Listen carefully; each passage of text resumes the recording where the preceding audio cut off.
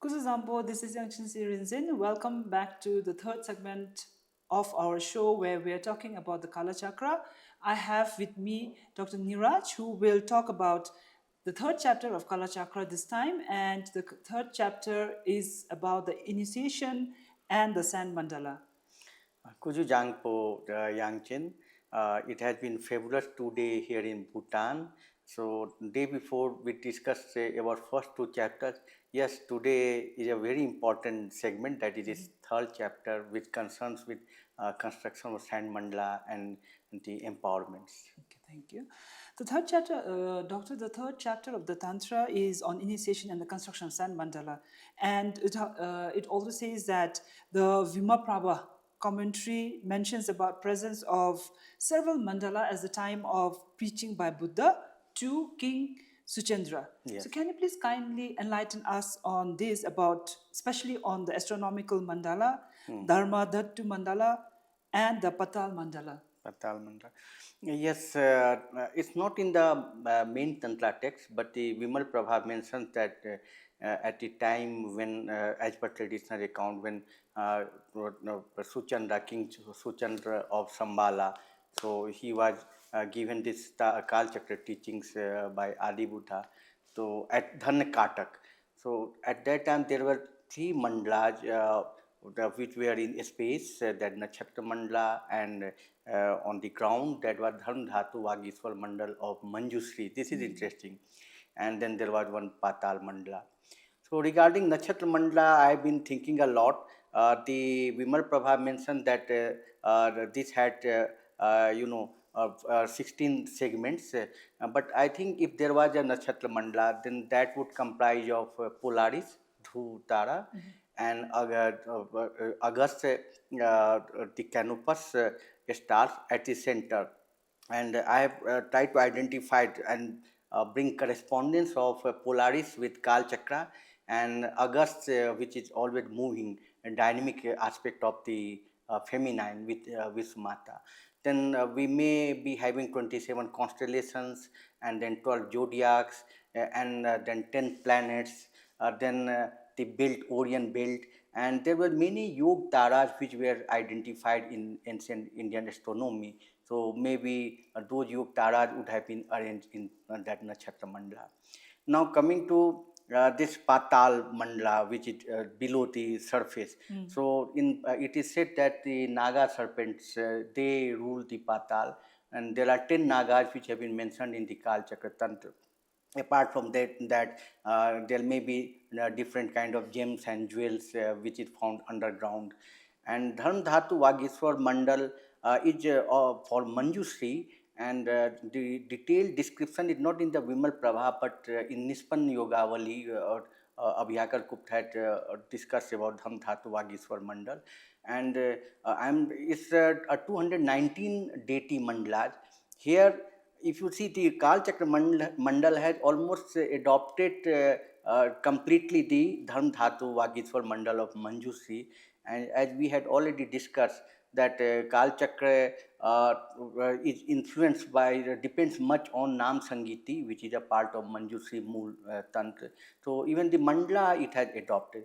The unique thing about this Dharm Dhatu mandala and the pattern which has been adopted in Kalachakra is that it's a mixture of squares and circles. So before 8th, 9th century, in the mandala only squares were used. There were no circles in the mandala. So it's only from this Manjushri Moolkalp and Dhan Dhatu mandala that even circles were being used. So Kalachakra is using same methodology, and there are squares within squares and then circles within circles. So you have concentric circles outside and a layer of squares within the mandala. So that clearly has been adopted from Dharm Dhatu Vakishwar mandalas. Wow, interesting. Anyway, it's interesting that you mentioned about this 12 grounds of Bodhisattva in the Dharma Dhatu Mandala, Yes. which has been adopted in this Tantra. So, are these grounds of Bodhisattva connected with 12 casual changes of Causal changes of Pratyasamut? Yes. Pratyasamutpat. Yes, see, in Mahayana there have been discussion about 10 Bhumi, Bodhisattva Bhumi, the attainment of Bodhisattva. But when you come to Manjushri Moolkalp, it becomes 12.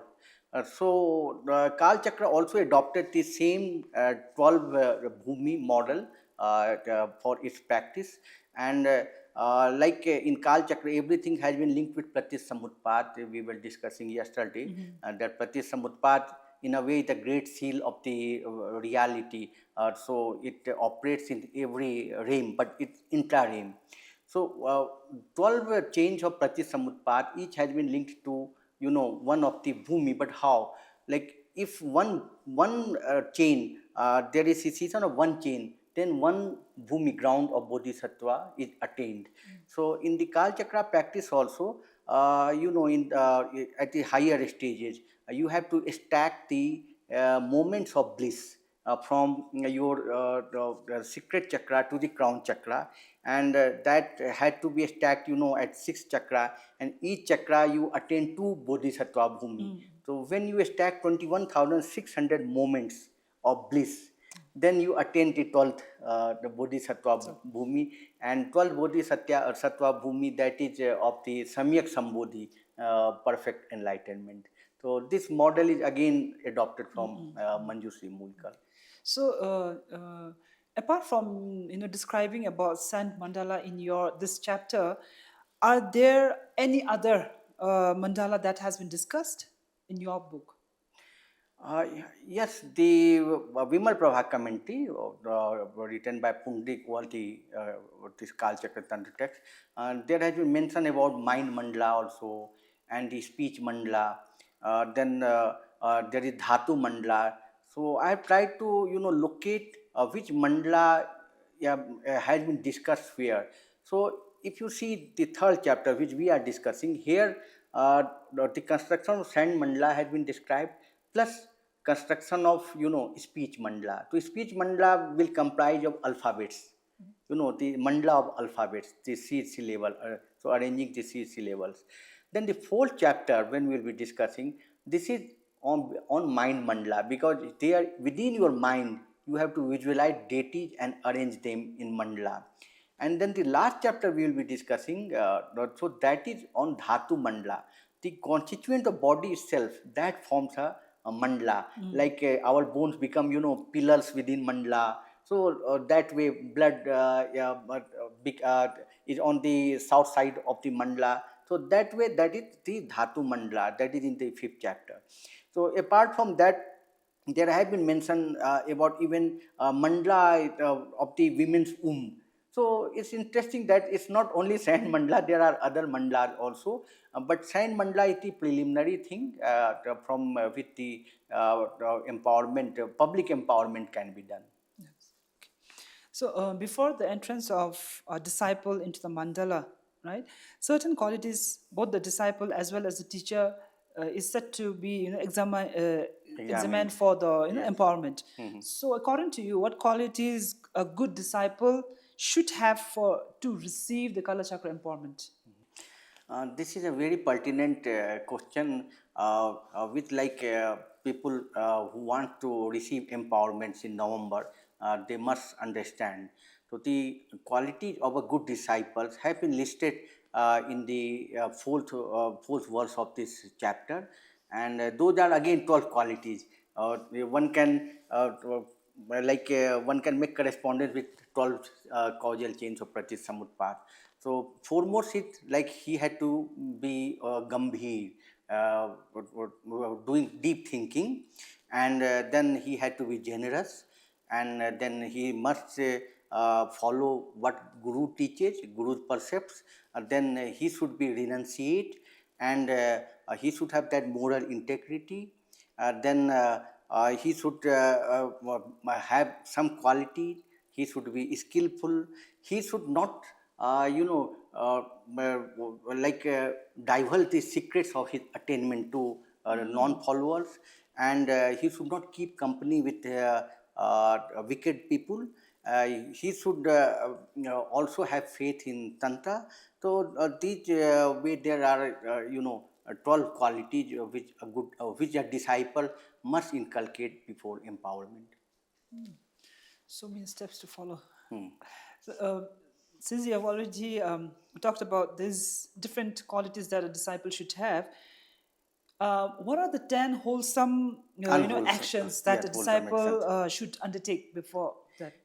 So again, continuing with these 12 things which a disciple should be, qualities which a disciple should have, he should also perform 10 wholesome action, that is the kusal, das kusal, and those are like not killing any living creature, and then not taking what has not been given, then no false speech, and then no speech full of hatred, then no sexual misconduct. So like this, so these are the 10 wholesome actions that a disciple should follow. So can you please share, the list of 14 transgressions which should be avoided as per the Tantra? List of these root transgressions, 14 root transgressions have been mentioned in the verse 102 and 103 of this chapter. So those are like one should not disrespect one's guru, and then one should not fight with the fellow initiates. One should not disregard guru's percept. Then one should not denigrate the doctrine, and the last and the most important one is one should not disparage women folk. You should not have contempt for the women folk. So this is very important, and in a way a text mentioning about the respect for all the women folk in 11th century, that itself was very revolutionary for its time. It's quite interesting. Happy to know that there's some mentioning of not to disrespect women. Yes. Anyway, coming back to this, coming back to the Tantra, it has put respect for women as one of the major behavior which a practitioner of Vajrayana must follow. Yes. So, how do you see the position of women as per the Kalachakra Tantra? Uh, like if one goes through the whole structure of the Kalachakra Tantra, then one realizes that this is less for Kalachakra deity and more for the Vishwamata, the universal mother. The climax, the fifth chapter, which is the Gnosis Patal, that is on Dakini and Yogini and Vishwamata. And if you see like this mandala, if it is the body vajra, and then all this arrangement of deities, when we do, so that is the deities and the six syllables, that is the speech vajra. And then Kal Chakra itself has been corresponds with the mind vajra, and the ultimate is the Vishwamata. This has been mentioned in the fifth chapter. The Vishwamata is the Gnosis Vajra, the Vajra of wisdom. And it's the Vishwamata which destroyed, the fear of cyclic existence. So this is has been put up at the highest pedestal.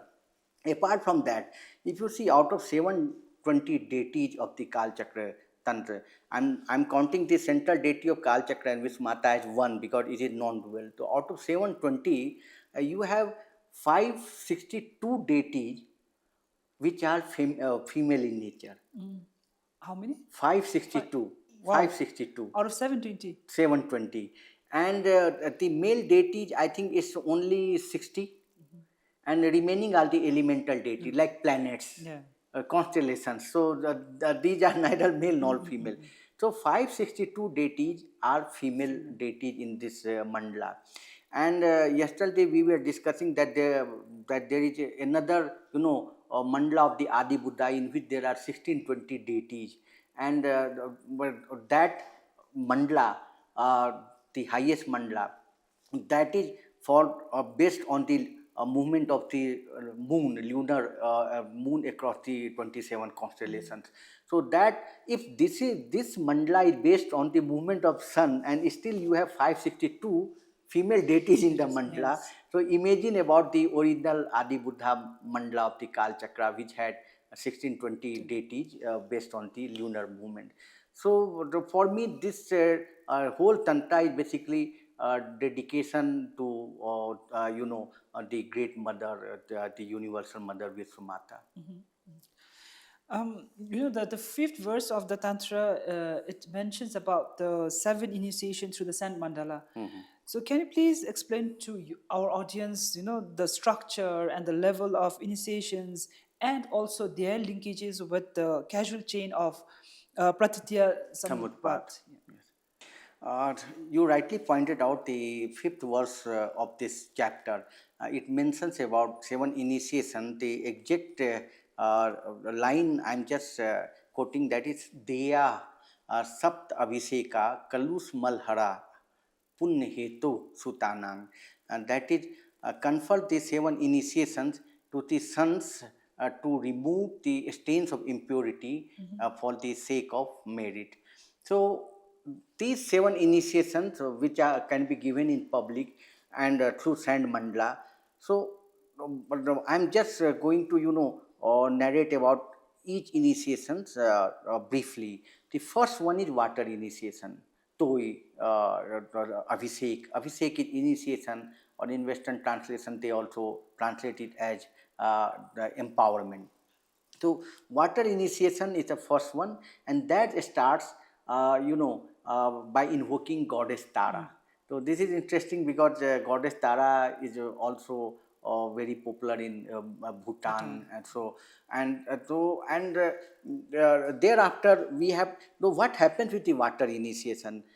With water initiation, you see all the 5 elements: earth, water, fire, space, and wind. And those are purified. Then next initiation is crown initiation, mukut initiation. So here it purified all the 5 aggregates, askandas. So here the 5 dhyani buddha, male dhyani buddha like Amitabha, Ratna Sambhav. So they come into picture.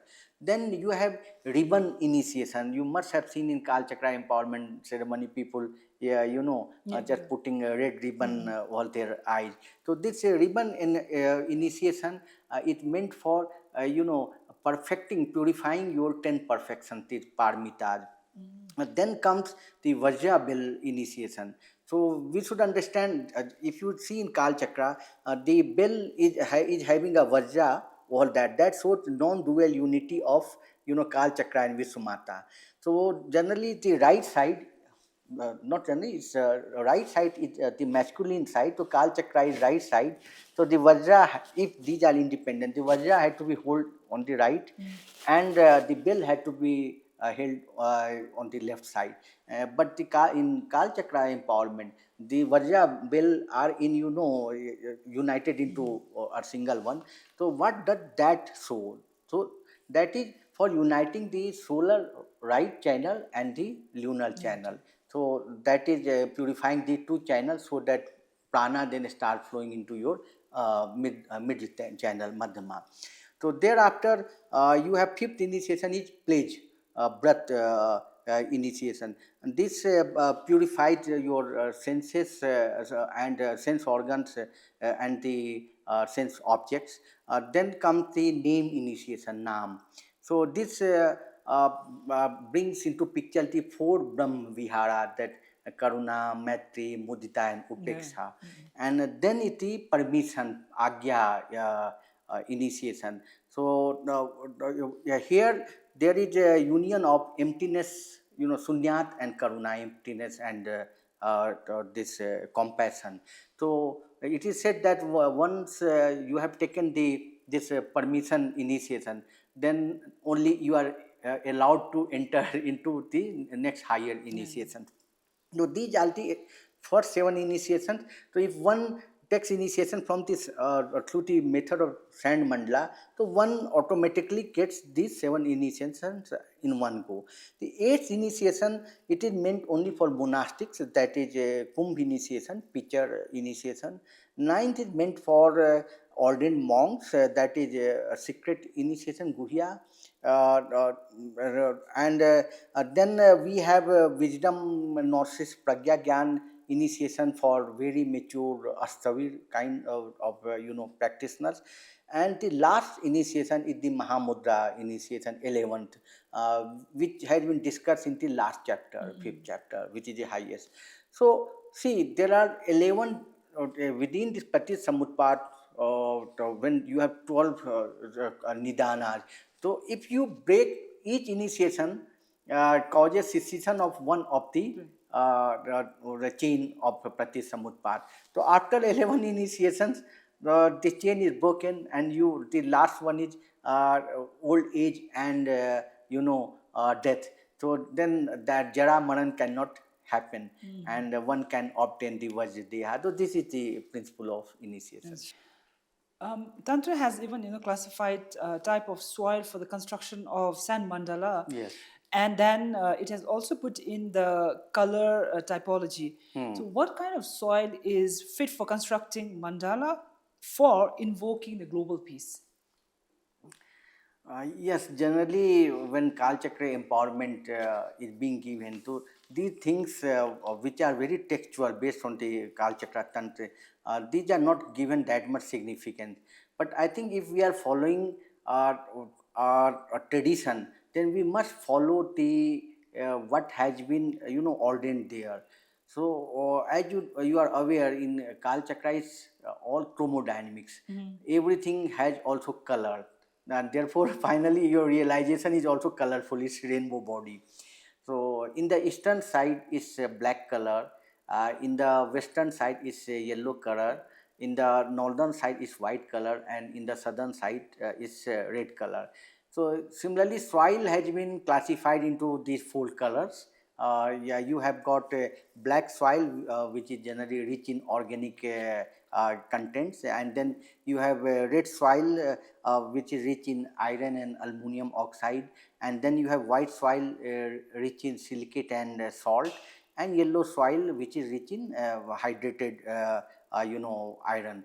So for Kalachakra, which is the sand mandala, the public ceremony, initiation and the public ceremony, is meant for world peace. So here the performance ritual which had to be seen, it is Santi and peace, global peace. So here the soil color should be white, and I think the sand mandala constructed on white soil, that will correspond more with world peace rather than on different other colors. So I think we should be using the white Yes. for yes, our as per upcoming the global Tantra. peace, Yes, as where per we are the constructing Tantra. the mandala. Yes, So it has to be white. it should be white. Then only there will be effect. Because which it's linked with the peace. Yes, which I was yesterday discussing. Why there is not that much effect in spite of so many Kalachakra worship taking place for the world peace, because of two reasons. The actual methodology which has been prescribed in the Tantra, that should be followed, and your intention should be pure. Yes. So the intention and the steps that you're mentioning is Yes, the yes. soil color, which really has to be considered. Not only soil and other methods which is prescribed as per the authentic Tantra. Tantra. Okay. So several performance, rights, several performance rights have been mentioned in your third chapter, and also these have been linked with different directions as well as these geometrical shapes and all. Yes. Can you please share share on this for the knowledge of our audience? You have rightly pointed out there are several performance rituals mentioned in this section, but mainly it is 8, and these 8 performance rituals each correspond with say one of the noble eightfold path, and 8 directions, 4 cardinal directions and 4 intermediate directions.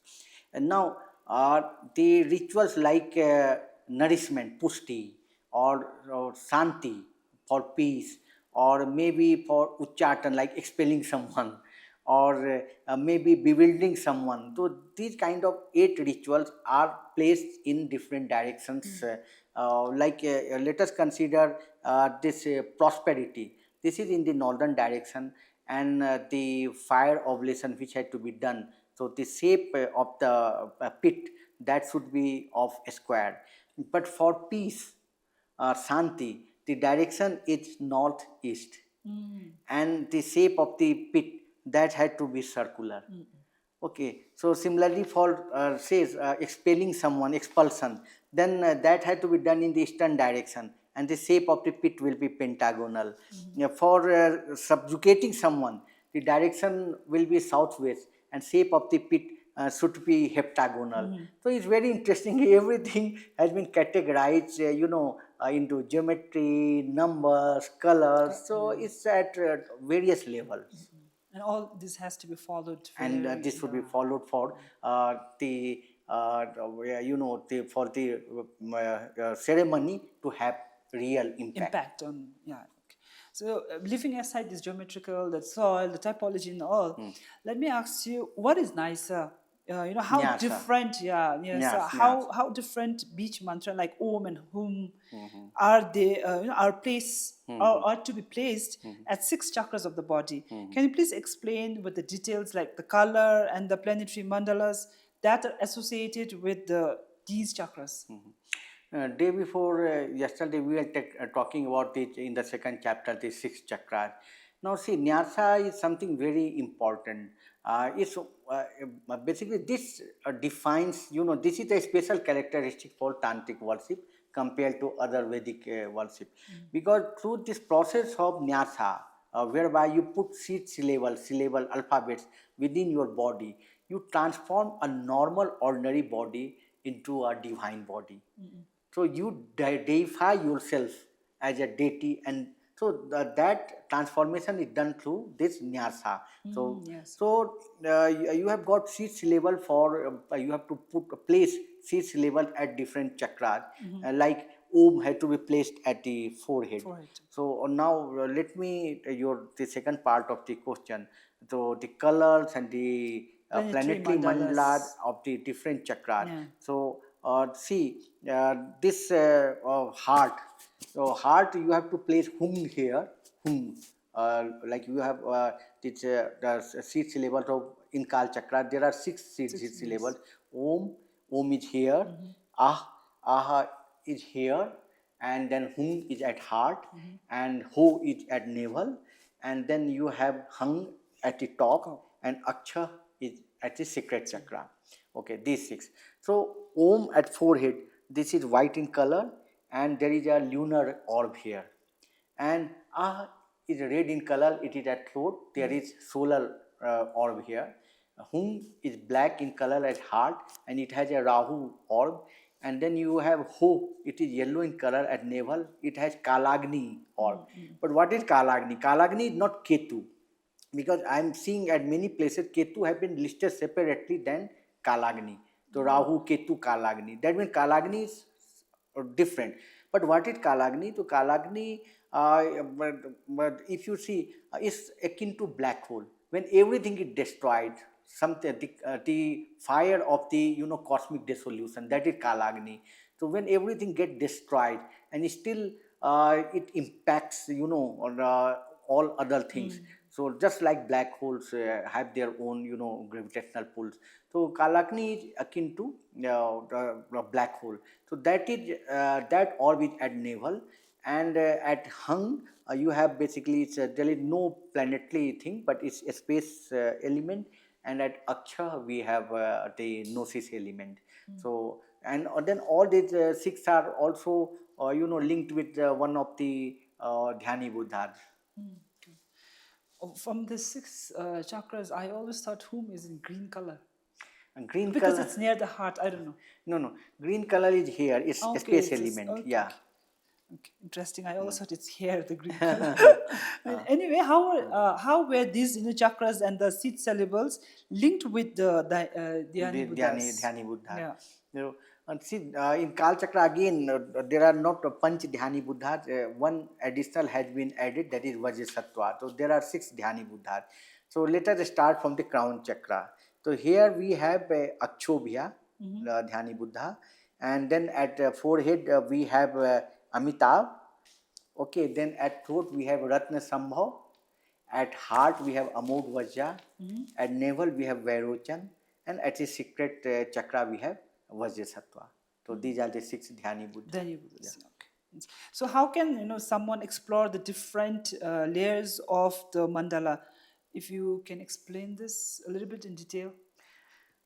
Yes, means I think I need an image of the mandala. Then it becomes easy for someone to Yeah, we have understand. that. We have that. So you can see what we were discussing. We have concentric circles outside and then squares inside. So basically there are three layers of a square. So one outer one is your body mandala. Then you have the speech mandala. Then you have the mind Mind mandala. mandala. Okay. So and these are the rings of, if you can see black ring, that means this is the wind. Black is color for wind, so this is wind mandala. Red, it is fire Fire mandala. mandala. So blue, this is water Water mandala. mandala, yeah. And this is your earth mandala, Earth. yellow. Okay, and this is the vajralchi, like this made up of vajra and radiant ray. Okay. So this is the outer, and now if you come here, the innermost. So here you have a lotus petal having green colors, because green is the color for space. Space. So the centralmost, the womb of the mandala, that is green in color, and you have 8 petals. And on the pericarp of that lotus, so you have Kalachakra and Vishwamata. Okay, again Kalachakra has 4 faces that we'll be discussing in the next chapter. Next chapter. So, and these 8 petals, you have 8 Shaktis. These are the flame goddesses. I have turned it. Which one? Here. Okay, yeah. So 8 Shaktis. Okay, and then we outside we have this 4 Dhyani Buddhas in each of the directions, cardinal directions, and the 4 these are the male Dhyani Buddhas, and female Dhyani Buddhas in the corners. So there are total 8 Dhyani Buddhas. And then you have 6 total of 6 bodhisattvas male and 6 female bodhisattvas. So apart from that, we have 10 offering goddesses. So this constitute, that is outside the mind mandala, on the ledges and these things. Okay. There are ledges also, pavilions also. So this is a complex thing. You need a bigger picture yeah. without the color. So you have the offering goddesses like goddess of singing, goddess of charm, goddess of musical instrument. So these kind of 10 goddesses. So this constitute the mind mandala. So there are 70 deities in mind mandala. Then comes the speech mandala, is the next. Okay, so in speech mandala, what you find, you have 8 yoginis. Okay, and each yogini has 8 retinues. So a total of 72, because 8 multiplied by 8, 64 plus 8 central yogini. So this Chalchika and Varahi, these are the yoginis. So you have 72 yoginis and their retinue there in the speech mandala, second mandala. And in the second mandala, on the outer ledge, pavilion, there are 36 desired deities. So we have discussed about those desired deities. So that makes 116 deities in the speech mandala. Then comes the body mandala. So in body mandala, you have all 12 months. So 12 months, and each month has 30 days. So you have 360 daily day deities. They are female, all female deities. And the 12 months, each month at the center there is one god, and these are taken from Hinduism, like Brahma, Vishnu, and Kuber or Ganesha or Shiva, Indra. So, and they have their consorts also. So you have 360 day deities plus 12 multiplied by 2, 24 central deity. That makes it 384. Yeah. Then in the outside you have, in these rings, you have 8 symmetry grounds and cremation grounds. There you have the Prachanda. Prachanda means very fearsome female deities which have different faces. Like someone has a face of owl, someone has a face of crow, someone has face of vulture. So these 8 Prachanda deities, because they consume everything. Okay. You see. So, and they are paired with one of the Nagas, 8 Nagas. So these are the 16. And apart from that, on the gates, there are protector deities. These are called Krodha Devata, Krodha, wrathful deity. Yeah. But there are no protector deities on the gates of the speech mandala. So you can see there are 12 gates, 4, 4, 4 on each side of 4. It's a square, and there are 3 layers of mind, body, and speech. So you have 12 gates. Each gate corresponds to one of the Pratyasamutpat, but each gate also corresponds to one of the body holes. Because if you see, we have 2, 2, 2. So if you count, it's 12. So it's very interesting. These are the gateways of body. So here, but we have only 10 protectors of the gates, 6 for the mind mandala and 4 for the outer body mandala, but no protector deity for the speech mandala. Then outside in this, wind and fire mandala, you have all these constellations, then 10 direction deity, then 10 planets, and then you have these August and Dhruv, these stars. So that way there are 88 elemental deity. So sum total becomes 720, and plus at the center of the mandala on pericarp, Kalachakra and Vishwamata. So that is 1. So some people say it is 722. I say it is 720 plus non-dual union of Kalachakra and Vishwamata. So there are 720 deities around the Kalachakra and Vishwatmana. Yes. Vishwamata, Vishwamata, who are in the non-dual position at the center. And in your book, you have hinted that there is an astronomical basis behind this. Yes. Can you share your thoughts on this or insight on this? See, just as we were discussing during the first round of the interview, that there is a mathematical structure everywhere in Kalachakra Tantra. So where from this number 720 comes? So basically, when the sun cruises within a year, it cruises through 12 zodiacs. So you can see the structure. Here is Earth, then Moon taking around Earth, but on the background are the constellation, 27 constellations. Then we have Sun. So Sun is also revolving around Earth. Basically, this gives a geocentric worldview, and it cruises through 12 zodiacs. And then in each zodiac, Sun passes through 60 nadis. So what happened in 1 year? Sun cruises through 720 zodiac nadis. So that those 720 zodiac nadis, those have been deified as deities in this Kalachakra mandala. But when we go back to the second chapter, there is mention of mandala of 1620 deities. That is based on the movement of moon against the backdrop of 27 constellations, each having 60 lunar nadis. So there's also a long section on the non-verbal communications in this chapter, section, yes. right? Chapter 3.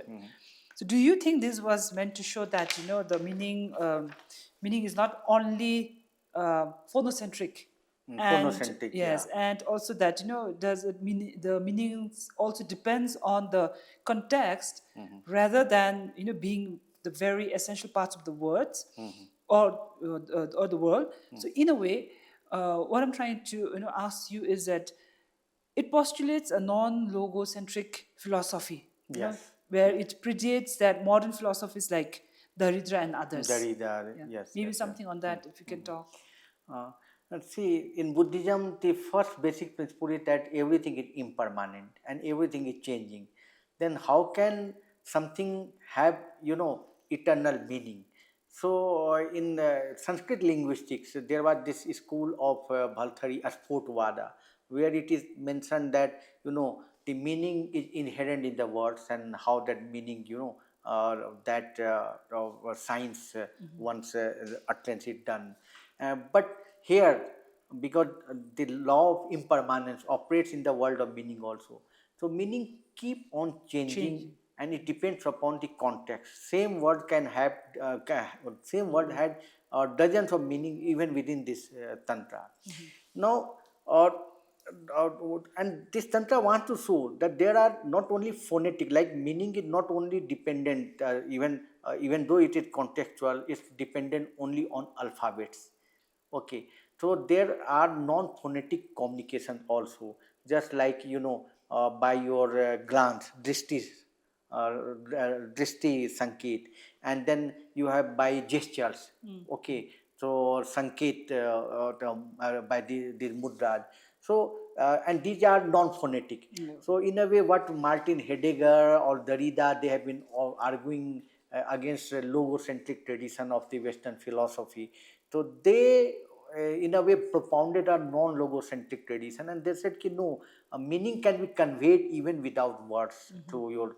So there's a long section from 170 to 197 words in this chapter, which discusses about the glance of your eyes, and then you are conveying the meaning, or by different positions of your fingers you are conveying the meaning.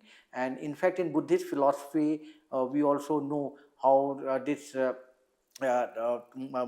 tradition of Chan Buddhism, Ero, so they mention that when Buddha smiled by seeing at a flower, and then Mahakasyap put understand, Buddha did not teach anything, but just by that gesture, Mahakasyap understood the meaning, the content of the dharma, and then that tradition became part of Chan Buddhism, which later became Zen Buddhism in Japan. So this also propounds another non-Western way of communication and emphasis on non-phonetic communications. I have even noticed that in your this section you have also a listed of 36 tools, which includes animals, birds, and then also the caste and etc. and etc. You have mentioned all these things. Why do you think this 36 items classification was adopted by the composer? This is something in fact very strange also, because if you see in India the age of menopause is 48 years. In Western country like Finland and these places, you have the age of 52 years or average mean age. And here the Tantra assumed that the first period starts at, among the girls is at the age of 12. If you add 36, that becomes 48. So it's everywhere. So here what they have done, they have viewed reality into mapped reality onto a 6 by 6 pixel. Everything is on 6 by 6 pixel, that 36 thing. Therefore, there is 6 Dhyani Buddha, there is 6 aggregate, there is 6 element. So everything, there is 6 sense organ, and that is man, your wandering, wistful behavioral mind, that is the man. And then you have 6 sense object, that is dharam dhatu, the world of mentation, the concepts. And so you have 6 the action and 6 action organ. So there are a total of 6 categories against 6, so that makes it 36 total tattvas. So even in Kashmir Saivism, if you find there are 36 tattvas, in Sankhya philosophy there were 25. And if you see, there is also progression. If Sankhya philosophy was 5 squared 5, it is now 6 squared 6. So 36 tattvas. And in this Tantra, there are 36 female deities which are the major deities, not retinues. I am not counting on the retinues of the yoginis. We are just counting yoginis, or we are not counting the the 360-day deities which are female deities. So we are just seeing the major female deities who are the in a way the leader. So this is 36. You have Vishwamata. Though I'm not counting Vishwamata, it transcends everything. And so we have 4 Dhyani, female Dhyani Buddha, female Tathagat, Tara, Mamki, Lochan and Pandara. And then we have 6 female Bodhisattva, 4, 6. And then you have 10 Krodha, wrathful female deities, who are consort of the protector deity. So you have 4, 6, 10. Then you have 8 yoginis. And then you have 8 prachandas, which consume, which live in cremation ground, vulture face, crow face, tiger face. Those 8 cremation ground deities. So if you add 4, 6, 10, 8, 8, that becomes 36. But this is also the structure which has been followed in Tantra everywhere. If they are classifying the castes, they are putting it like 4, then 6, then 10, category of 10, then 8 and 8. If they are classifying butcher. Butcher means some terrestrial animals. Yeah. So again, it is in same 4, 6, 10, 8, 8. If they are classifying creature, khao is space, something which moves with the birds in the space. Again, they are following same template. In fact, in my 5 volumes of the book, I followed same template. My first volume has 4 chapters, the second volume had 6 chapters, the third volume had 10, fourth will have 8, and the last will have 8. So in a way, I'm also dedicating this work to the great feminine which has been, eulogized in this great tantra. Very nice. Okay, so we already discussed and talked about this initiation, and then also about the sand mandala and all of the different chakras and everything. So now my final question to you is, what is the benefit of a person who will be receiving this Kalachakra empowerment? What are the benefits? You rightly pointed out, just like the first verse of the Tantra that mentioned that this Tantra is meant for liberation of all the mankind during Kali Yuga. So even in this section, okay, what benefits will accrue after the empowerment through Sand Mandala? So yeah, the Tantra, the verse 203 of the one Tantra, the last verse of this chapter, that mentions 16 benefits. So these are, freedom from 16 different kind of worldly fears like enemies, lion, elephant, lightning, snake, thieves, imprisonment, poverty, even agitated sea, ghosts, and like that. So interestingly, 2 fears which have been mentioned here about this agitated sea and lightning, that shows this tantra was all composed only in the some tropical area and around sea. So what I have been arguing that this tantra was composed somewhere around Bay of Bengal region. So this also this was also give credence to that argument. So these are the benefits you're saying. Yes, yes. These are the 16. benefits. See, you overcome 16 worldly fears. Okay. Okay, doctor, this brings to the end to our conversation, and thank you so much for watching. We discussed about the third chapter of the Kalachakra, which was on initiation and the mandala. Please stay tuned for our next chapter on the fourth chapter, where we will again talk about the Kalachakra and the mind mandala. Yes. Thank you. Thank you very much.